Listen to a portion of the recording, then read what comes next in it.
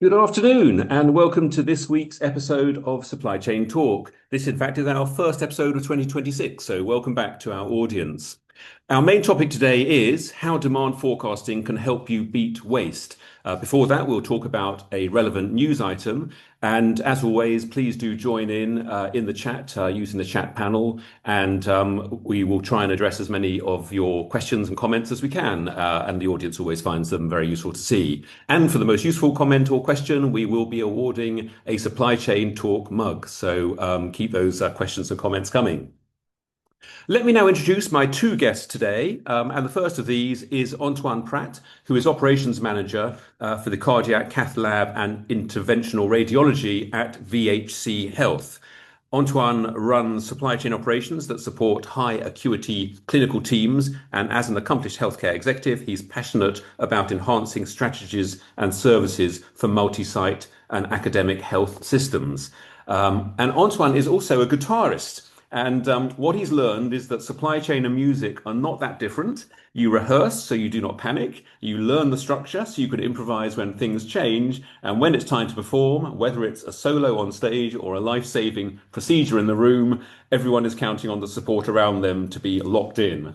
So there's some great parallels there, Antoine. Thank you.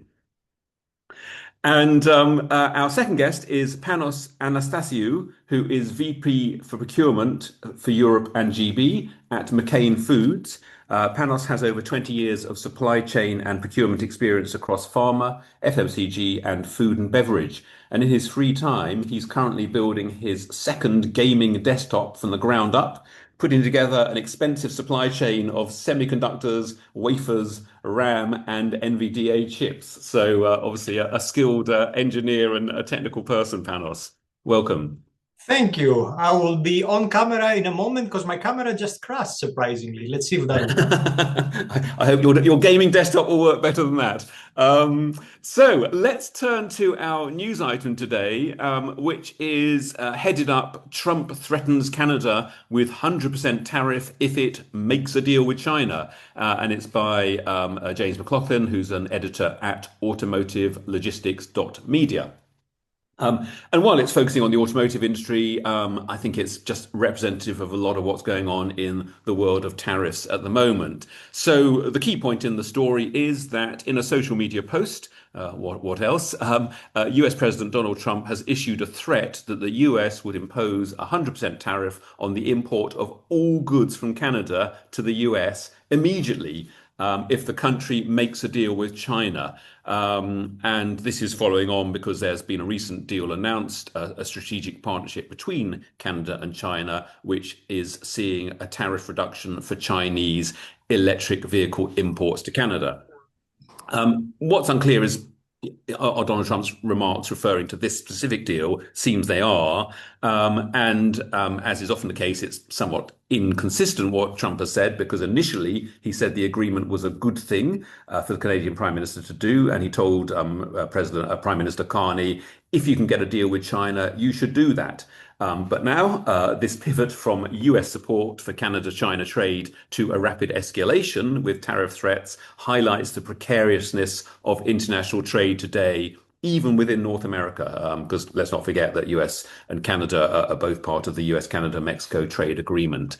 So it's kind of, sadly, it's not even a unique story, really, because it's hard to believe that in the 9 months since Liberation Day in early April in 2025, the tariff uncertainty is really greater than ever. We've got this story, we've got the Supreme Court decision on tariffs, which is due any week now. We had the situation with Greenland in the past week or two, which was about to bring a lot of extra tariffs to many European countries, and they're not. And South Korea has just been told they're going to get extra tariffs. So turning to you first, Antoine, how do you forecast, thinking about our main topic of forecasting, how do you forecast and plan when there's just so much uncertainty? Do we still have Antoine here? Tell you what, Panos, if you don't mind, can you step in? And No, of course I can step in. Will be back. No, with pleasure. So, first of all, you can see we have supply chain issues even in the video and audio, just to make the stupid joke here. But to the question on tariffs, when you get tariffs, we literally experienced when Trump started the whole US-Canada, for example, tariffs, which nobody expected as a NAFTA agreement. We had to scramble the North America team within 2 weeks to do supply chain changes massively, because in our business, we optimize plants based on the production we want to get out of the plant. And suddenly, when that production needs to move from North America to Canada and vice versa, and it gets taxed on with some type of tariff, then you have to actually reconfigure everything and make every single SKU in North America, in the US for the US, and in Canada for Canada. Okay. That made miserable Christmas for a number of people. Yes. And that's really, Panos, that's a really interesting example, and I'm sure you're obviously happy sharing it, because it kind of also highlights the point that if this is all about preserving jobs and investing in manufacturing, all it's done is switch manufacturing around. It hasn't sort of suddenly made you open up a new production line. You couldn't possibly open a new production line in a matter of months anyway. So all it's done is just switch production around rather inefficiently, probably incurring costs somewhere or other, and it hasn't really changed anything, except an awful lot of headaches and planning needed for a lot of people urgently. Well, and beyond, so it increases costs to the business. It makes it inefficient. It creates business contingency plans that we never had before that we have to create. It's an uncertain and risky environment. We are definitely not making decisions to in-source production just for the sake of it.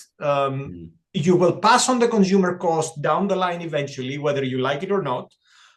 It's actually showing in some of the PC inflation figures of North America as we speak that are coming later, and there is more to come. And in a world that we are actually globalized, and global optimization cannot live with tariffs.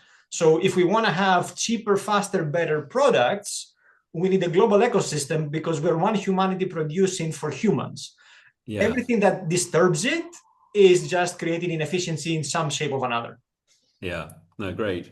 Thanks, Panos. Welcome back, Antoine. I don't know if it's the snow and the cold. You were talking about exploding windscreens because of the cold in Virginia, where you're based in the US, but you're back now. So the question was, how do you forecast and plan when there's just so much uncertainty? What are your sort of insights on that? Well, I'm not sure what Pano said, but I'm sure most would agree that, this whole tariff thing introduces an incredible amount of uncertainty. And, it's very difficult to do it, but, there are ways to still meet that demand. And I think a lot of it has to do with, regardless of tariffs or not, being regularly in tune with that demand, your product demand. What is it? And what are those fast movers for me in healthcare? That's something I look at a lot. What are the case mix that dictates that we need to have XYZ at this quantity? So like constantly being in tune with that, it doesn't change how uncertainty feels, but it definitely helps with navigating it a lot better.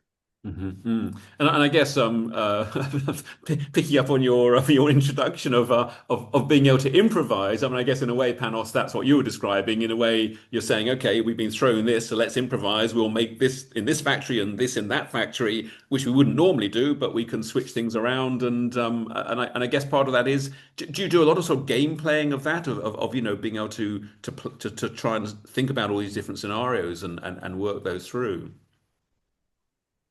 That's a question for you, Panos. I don't know. Oh, sorry. We do have business continuity plans, so people in supply chain will know them as BCPs.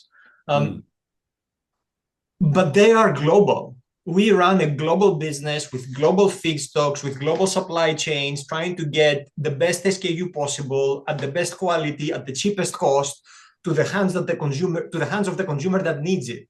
So ideally, yes, I want to be in a regional supply chain where I can serve North America, I can serve Europe, I can serve Asia, I can serve Latin America. But when I have, call it 50 plus manufacturing units spread globally, 10 plus in each region, my region is optimized to serve the region ideally. When we're starting to put tariffs of North America to US to Mexico, Mexico to Canada, US to Europe, Europe to Asia, then suddenly those plans break down and the cost becomes exponentially bigger. The quality gets at risk because things delay. And especially when you're in a food manufacturing environment, the more you delay something getting into the hands of a consumer, the less fresh it becomes. Yeah, no, absolutely. Great. Well, Antoine, I mean, and again, in terms of sort of forecasting, I mean, is there anything you can do about forecasting in these situations? I mean, do you sometimes say, well, what if? I guess it's difficult in the medical environment, but what if demand was up hugely or down hugely in a particular market? Is that the sort of thing that you can also kind of play with in scenarios? Sure, yeah.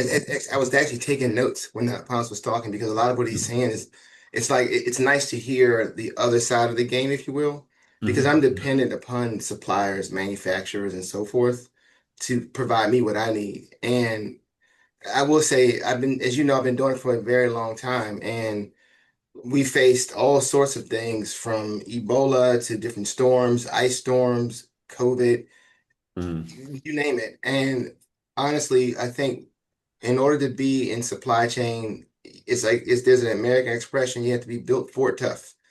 And what that means is that you're almost ready for everything or anything. Yeah. And I think Yeah. for me, what I always do is, I'm in tune with what I hear on the news. I mean, I try not to get too engrossed in the news, but objectively, I listen to what I'm hearing.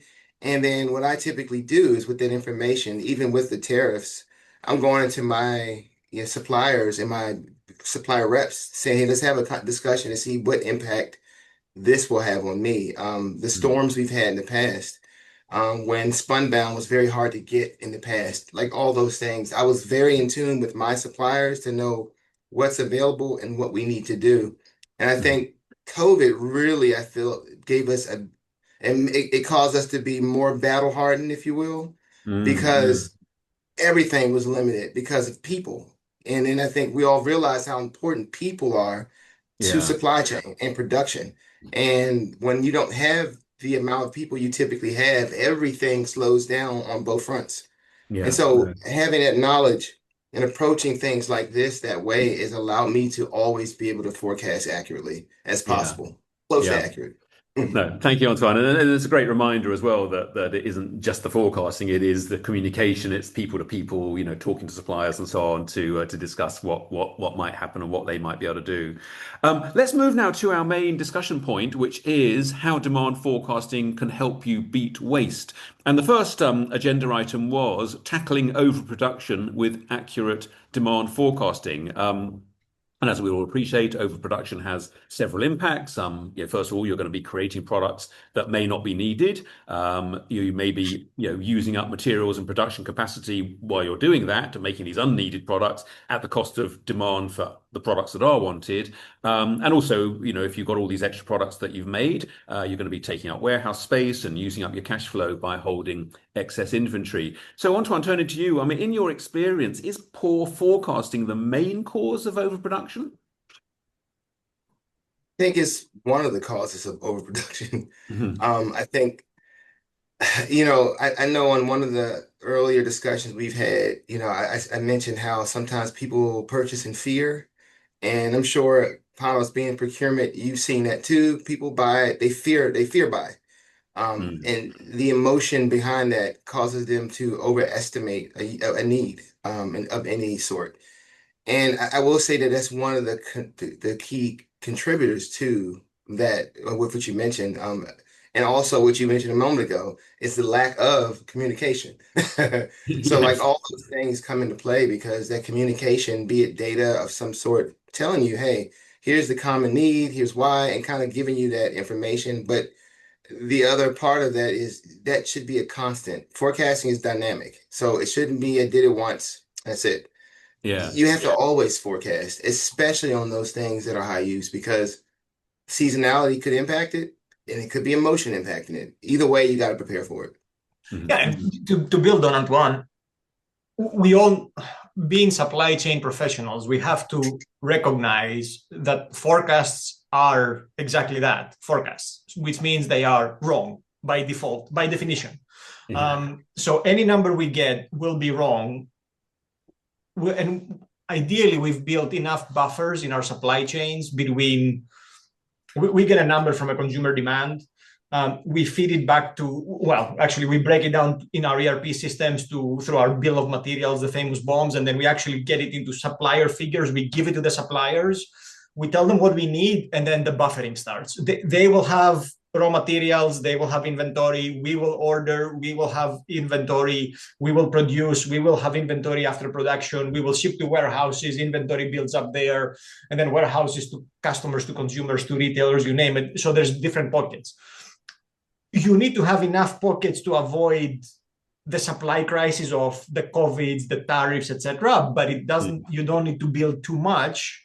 For that, first of all, you have it too much in the wrong place. You have too much cash blocked into stuff, and then you end up eventually you will produce slow moving inventory, the SMI, and then you will get into NPI, non-productive inventory, stuff that people don't want anymore, that then creates waste, and then you have to find secondary ways to use it, or God forbid you have to go trash it or burn it or whatever. In the case of medical equipment, it becomes even more expensive than food. But in the case of food, when you're wasting food or baiting food when other people are starving, that is, from an ESG perspective, it's a terrible thing to do. So we're trying to avoid as much as we can. Yes. No, Yeah. and I appreciate you saying that too, because what it made me think of is it's like your mean absolute percentage error, right? Like you should be saying, okay, what did I forecast, but what actually happened? And that percentage gives you a truthful like look at, well, did I forecast this right? And that's why I kind of was saying it's like it's a constant. Like you do your forecast, if it works, fantastic, still check it. You do your forecast, it doesn't work, still check it. Like you should always be checking to see, well, did it actually meet the need, or what actually happened spot on to my forecast? Usually it's not, but how off was it? And that matters because then you can start to find out why that forecast was. Yeah, there's a lot of interesting points you're both making really related to the people side of things. So you can have a great software system, you can have great data. We'll talk about data in a minute. But it sounds like, two things of people there. One is that fear word that you use, Antoine, which is really interesting. If people have got a fear of not making enough or not buying enough, and they'll just kind of like overdo it. And I guess is that fear balanced correctly to say, well, what's the fear of having too much stock versus the fear of losing a few sales? And in my experience, people often, go a little bit too far the way of saying, oh my God, we can't possibly miss a sale. And I guess then related to that, it's getting this sort of understanding of people. Do they understand? I should say, Panos, a forecast is by definition inaccurate. And do they understand what that means, and how do you measure error, and how do you track it? So you can say, well, hang on, in this area, we're always over forecasting. Let's adjust the parameters, or let's just reduce our safety stock because we're overdoing it. Sorry, I've been rambling on a lot there. So Antoine, I mean, how do you think there's enough education within? I guess not just supply chain teams, but the wider sales directors, other managers, to make them realize this is a true balancing act. You can't just say we need 99% availability because you're going to have an awful lot of stock. Well, I think it is up to the supply chain and the leader or what have you to educate. And I will say that what I do expect, but don't always get, is that my suppliers are educated that way. Because, I depend on them for a lot of things, much like the clinical team depends on my team and I. And so what I do on my end here at the hospital is I do educate my end user. So they at least understand why I may give pushback on something to them that may seem very logical.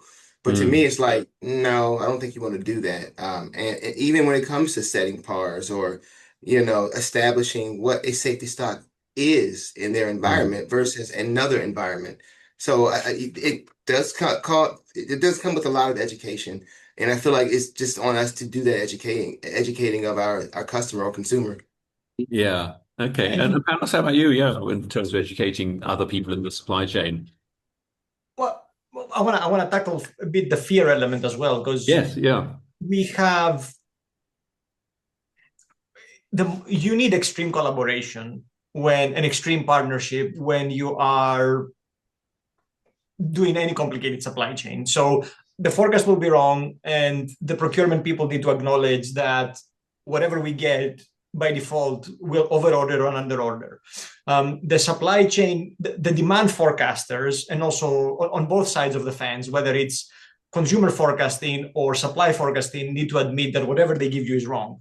Then we need to have extreme collaboration with our commercial teams that if the consumer needs more or less, we need to actually reply to that consumer demand somehow. And sometimes we may send them a different product. We may send them a product from somewhere else. It may be a bit late, or we may ask them to eat in their own safety stocks. And you need extreme collaboration between commercial and your retailer, as an example, to be able to do that. So mistakes will happen.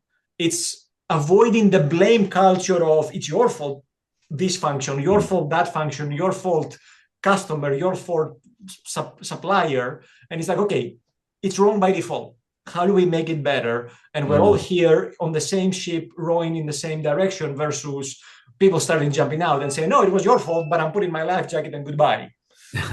Yeah. That's really interesting, that cultural point, because I mean, I'm sure we've all been there, and I'm sure the audience has as well, where I've seen it, where you got your online your availability reports, and it's always a case, it seems, of beating up supply chain on that, instead of saying, well, kind of everyone's doing their best job here, let's try and learn and explore in a fairly objective way what's going on. So that's a really interesting point you made. Let's move to our second discussion point, which of course is related, which is addressing excess inventory costs by improving forecasting strategies. And as we recognize, excess inventory isn't just due to overproduction. It comes from just having stocks in the wrong place because demand has shifted. It can also come because of not just production, but just the way you're sourcing and procuring, and depending on lead times and minimum quantities and so on. So turning back to you, Antoine, how can you improve the forecasting side to handle inventory better, and how big a benefit can you get from improving the forecasting in your experience? Well, I think a lot of it, again, is being in tune with the demand, and for me, a lot of that deals with the case mix, really knowing what's coming, what kind of case are we going to be doing, what does it mean to the supply we have, what's changing, really like being like a master of your book of business. That is the key to it all. You can't come at it and expect your ERP to tell you everything. It won't. It exists outside of it. And a lot of it has to do with those discussions and really understanding and educating yourself on what you're doing. Who are your customers? Like, what do they need it for and how they use it? And then, that will help. And the other thing, for me is being in tune with your GPO, group purchasing organization, because if my demand is starting to climb, I need to make sure my contract aligns to that. And if it's based off of that volume being at a certain point and it could save me more money, I need to go to them and say, hey, here's what I have. And one thing I do a lot of, especially in my electrophysiology area, I come to them with bulk buy suggestions before I beat them to it. Most times your suppliers will say, hey, let's go bulk buy. I get all my data and I give them an entire executive summary with the actual demand that we've seen. Here's what actually happened. Here's what we see happening. Here's what I'm thinking could be a nice opportunity for a bulk buy. And I've done that and saved us, I think last year we saved like 300 and something K. Just on for that one service line. So, and a lot of that had to do with being proactive. But what allowed me to do that is, one, educating myself in it, and number two, being in tune with them by way of communication. If I didn't do that, they would be telling me something, but they would give me a bulk buy for something I don't even need, which happens more so than anything. Okay, so again, it's all around communicating, Right. including with your purchasing procurement team. Yeah. Panos, what are your insights on excess inventory? So there will be some by default. Like forecast is wrong, excess inventory is here to stay. Their procurement's job, if I put my functional hat on, we do have a very small team that is responsible for what we call asset recovery or waste management. And waste management, it could be, I was saying before, slow moving inventory that is going to end up as it will hit an expiry date. And we're trying to actually donate it to charities that actually can use the incremental food before it actually expires. Sometimes you will not be able to do that for whatever reason. It will be in the wrong place, etc., and it will actually hit specific safety and quality limits. Therefore, it's not anymore useful for human consumption. And then what we will do next is actually try to get it into the animal feed supply chain. So a lot of the things we do are vegetable in nature. And we also have a lot of if we make French fries, we have potato waste that we can actually, there is things that are not processable to actually land in the consumer plate. But instead of throwing it away or burning it or actually burying it in the ground, we can actually feed it to animals. So we actually get to do animal husbandry like that. Yeah. So we do have outlets, and that actually supports our zero waste to landfill approach, which I think is a must for every organization, because it's doing good for the humans, it's doing good for the animals, and it's doing good for the planet. And that's how you end up managing, ideally, inventory that will become waste at some point. Yes, yeah. And I was thinking, I mean, I guess it's one of the things, it's all about service levels and so on, as we were talking about, the fear of not having availability. And Antoine, I guess in your world of healthcare, I mean, is there always this risk that the sort of customer says, oh my God, quite rightly, a patient could suffer, or heaven forbid, someone could, not have an operation or something because and how do you sort of balance that? Because in that situation, it's hard to argue if someone says, no, we've got to have 100%, which clearly, as we all know, statistically isn't really, actually theoretically possible. But how do you balance that sort of demand from your customers? I will say it's a challenge, but for me, I look at myself as an advisor at that point. So Mm, I will advise what the risks are, what the outcomes may be. And then from that point, if they want a specific quantity of something, they know the risks, they understand the operational impact, we move mm, forward with it. But on the back end, my team and I are working on a contingency plan to handle the waste. And mm, that usually we do have a plan in place to ensure that it doesn't go to waste. It does get used, but we try to avoid and really urge them to think about over like wasting anything and overstock, because the mm. the goods we use, especially in my service line, are very expensive. They're not in any way the lowest or cheapest product. They are Yes. 9K and up. So we're Yeah. talking like we have to really think about what we're doing and really understand if the need is there or not. Yes, yeah, and Panos, in your world, I mean, it's a different sort of price point, I guess, when we're talking about potato and vegetable products. But in your world, I mean, you've got the big supermarkets saying, we absolutely demand X% fulfillment rates and so on.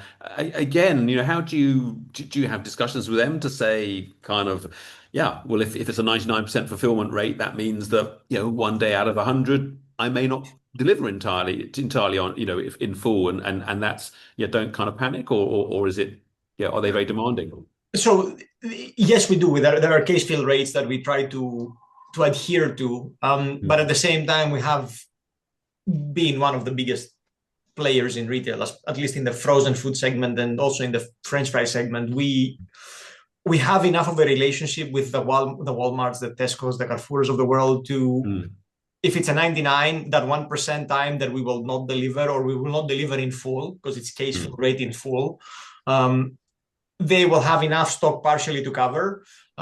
So the shelves are never empty because of their own warehouse. So Yeah, there is enough buffer in their own warehouse and in our shipments or in transit that there has to be a significant type of crisis for things to be not on the shelf. And you have to think of COVID times where things were disappearing, toilet yes. paper disappearing out of the shelf. It Yeah, has to be a COVID type of situation where the consumer will go on the shelf and they will not find what they want, or they will not find similar product to replace it.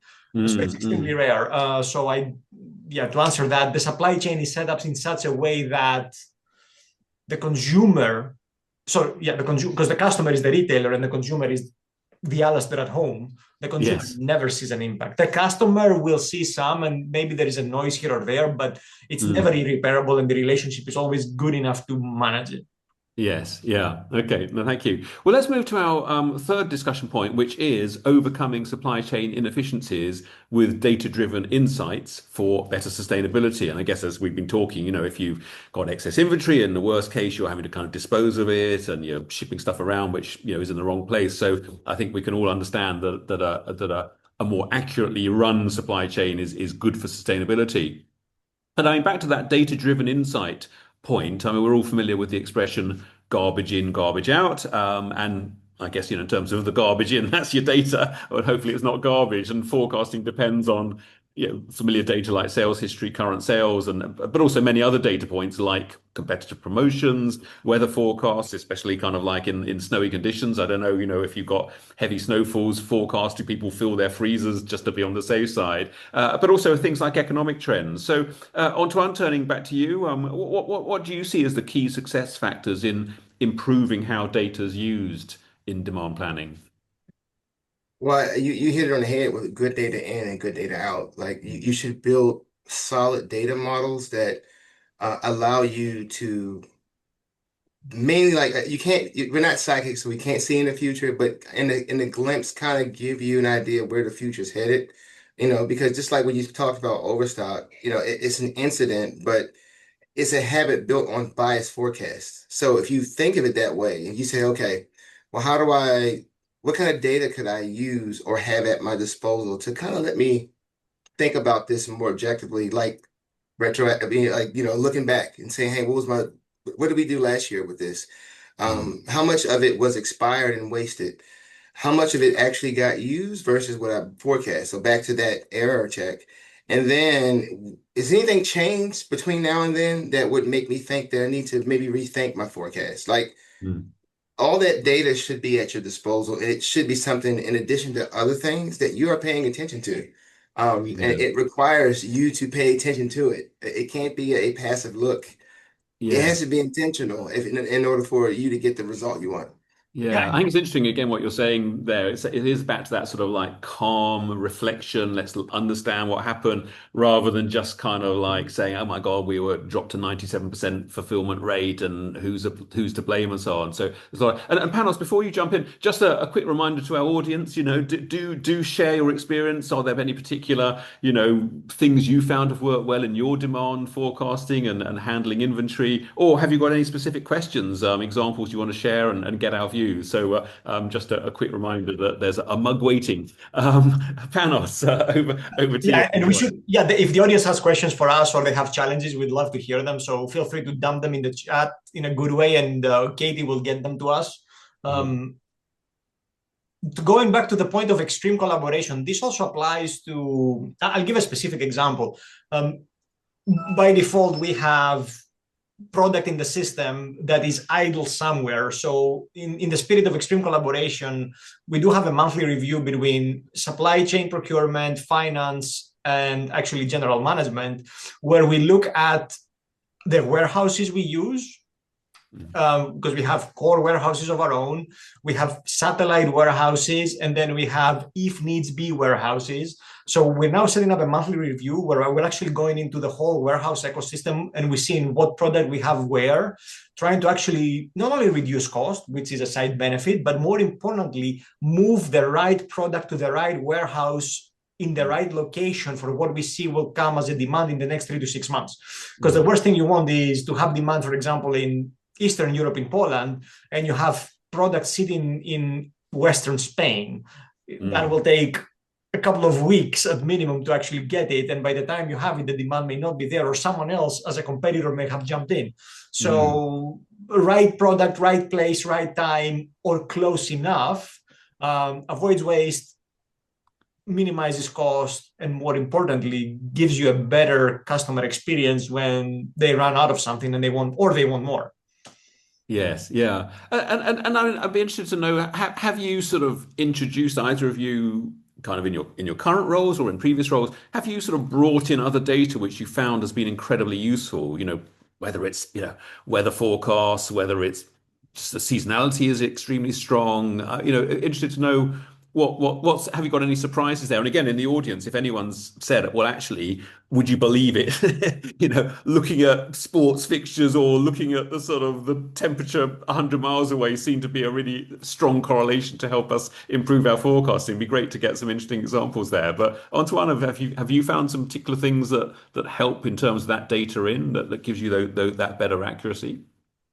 Yeah, outside of my ERP, as I mentioned, I also use it outside because it's important. I do look at weather forecasts. I mean, like as Mm. crazy as it may be, because that Mm. tells me about delays, especially, in my realm, we do schedule things out. And so like last Monday, our day was totally thrown off because of the snow. Like we Right. only did folk, if you're an inpatient, you're already here. we did certain cases. If not, if you had to come in, it didn't happen. And so you think of a day that's typically, for an EP case, we do about 4 or 5 a day, going down to one, Right. right? How do you predict for that, right? And so it's hard, it's really difficult when it comes to that level of data to predict because I don't know how bad the snow is going to impact people driving. Mm, But what I do mm. know is the summer slump that we always hit. Because during the summertime, folks are less likely to do certain procedures like knee surgeries. Anything that's Right. going to leave a scar, because why? They want to go to the beach. Okay. So that automatically tells me that certain things that are very invasive, requiring different things, is likely unlikely to be used. Right. Versus when it starts to change in season, most folks wearing sweaters and other clothes, you can chop them up then because they don't care how they look. But I mean, it's a silly way of looking at it, but it's the truth. I mean, everywhere, my years of doing this, that summer slump for certain service lines is real. So Yeah. that helps me to forecast need as well. I know that I won't need as much as I need in January or even February for a product when it comes around to July, because Yeah.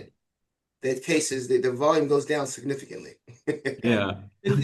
To stay on the weather topic, because I think some of us look at the weather by default. So since if we talk the potato business, we look obviously at the weather forecast to see how the potato crop will do.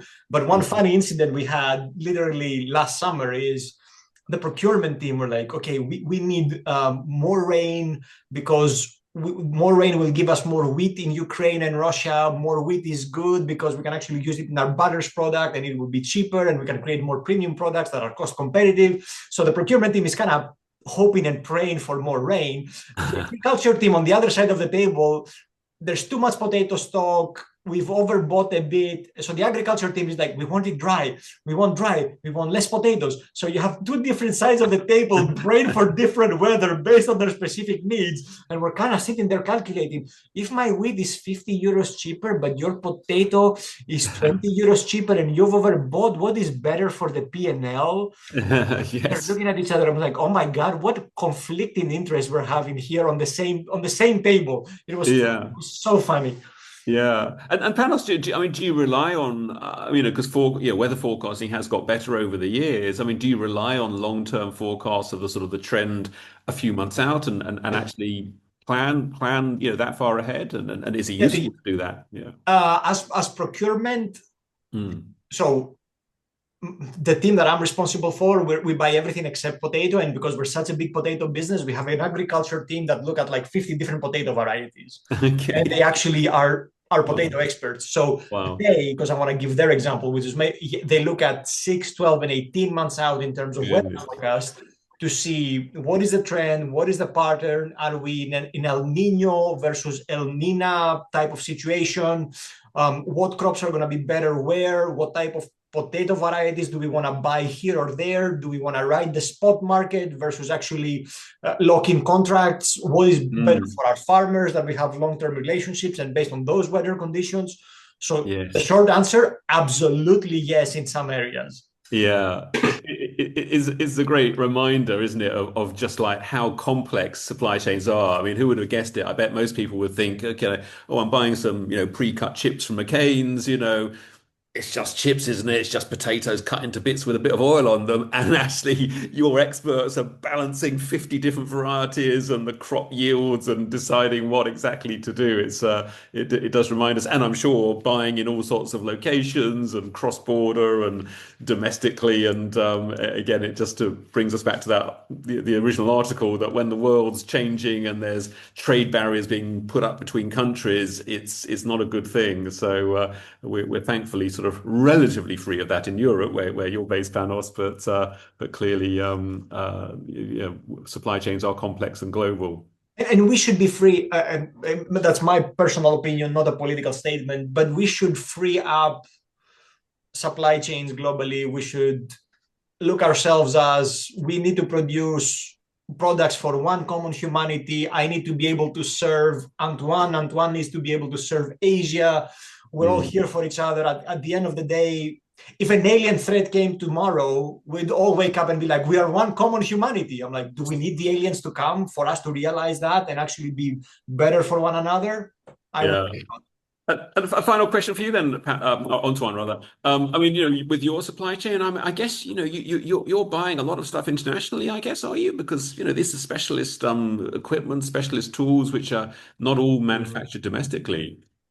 Well, honestly, I think some of our suppliers may have foreign products that they use to make Mm, certain things. mm, Um, Thankfully, thus far, we haven't been like impacted in a major way with the tariffs, so that's mm. good. It doesn't mean it can't happen, but right now it hasn't happened, so that does help. But still, as Panos put it, there's we have to. I wish that in a perfect world that when decisions are made that impact the broader audience rather, that they do think about the needs and if this will maybe slow down something that's very important to a particular Mm, consumer, like mm, healthcare or food. Food's important to everybody. And absolutely. how is this going to impact the consumer when it comes to getting food?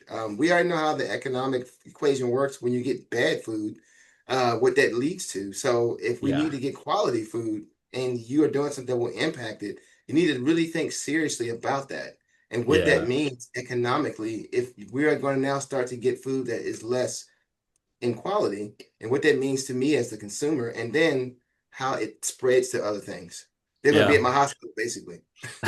Yeah. It'd be nice to think that they're really looking very carefully at every single tariff decision, but kind You of think? let's not get political, but I think not. Look, anyway, I mean, it's been a great discussion as usual for the two of you, with the two of you. So many great insights and experiences you can share there. So thank you both. So as a reminder, Antoine Pratt from Cardiac Cath Lab and International Radiology in VHC Health in Virginia, USA, and Panos Anastasiou at McCain Foods in Europe. Thank you both for joining us. Thank you, audience. I hope you enjoyed it. We seemed very quiet this week, but hopefully just all getting back into the swing of supply chain talk. Our next episode is in 2 weeks' time on the 11th of February at 4 p.m. UK time. That'll be hosted by Anna Maria Velika. And the subject in 2 weeks' time is building and maintaining consumer trust in retail supply chains. So very much looking at consumer and retail in 2 weeks' time. So please join us then. Thank you for joining today. Thank you again to Antoine and Panos, and see you in 2 weeks' time. Goodbye.